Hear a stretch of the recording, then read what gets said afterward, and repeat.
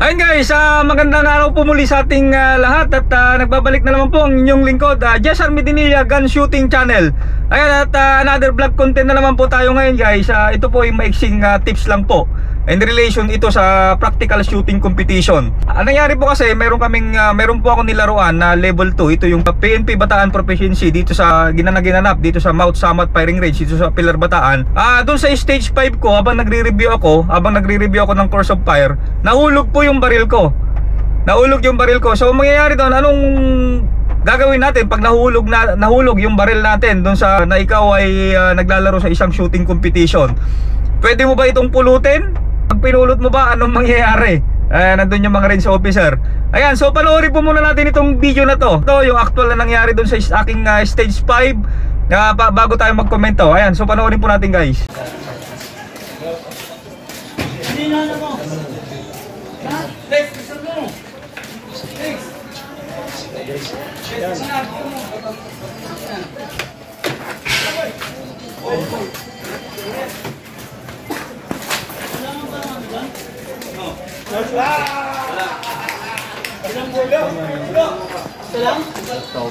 Marami yun.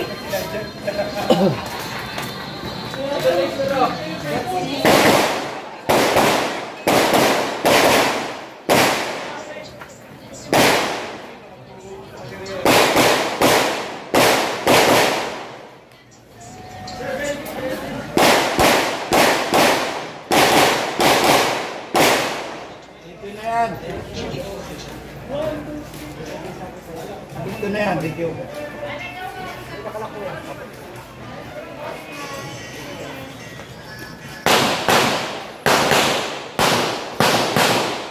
Sir, okay na yung preset ko. Oh, yung... Sir, kanina. Pwede nito. Okay guys, balik tayo. Ayan, so nangyari po doon nung nagre-review po ako ng course of fire doon sa stage 5, nahulog yung baril ko accidentally at hindi ko po agad pinulot. Kasi may idea naman po ako na talagang hindi mo po pupulutin yung baril pagka nahulog mo, hindi ikaw mismo yung pupulot. So kailangan mo, sabihin mo doon sa range officer kung hindi nila nakita nahulog yung baril mo at sila yung pupunta sa'yo at sila yung pupulot ng baril para ibigay sa'yo at you holster. Ayan, so napaka-importanting tips po yan kasi pagka ikaw ang pumulot dun sa baril at nakita na range officer, ikaw ay DQ. Ayan, automatic DQ ka po. Ayan, so kasi pag nahulog yung baril, mayroon silang proper way kung paano po bago nila pulutin yon, itututok nila yung baril papangat dun sa mga targets na area bago nila iabot sa iyo yung baril. Okay, so as additional information, what if nahulog mo yon at mayroon kang mga kasamang shooters na hindi rin alam na ganun nga na ikaw ang shooter mismo pupulot dun sa baril ay DQ. So mayroon kang mga kasamahan na nakita nahulog yung baril mo at siya yung pumulot dun sa baril at binigay sa iyo.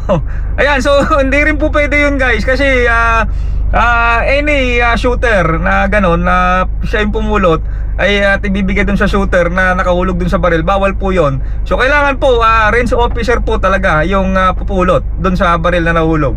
Ayan, so sana po nakatulong po itong simple tips natin at sa susunod po muling vlog at maraming salamat po guys. God bless po.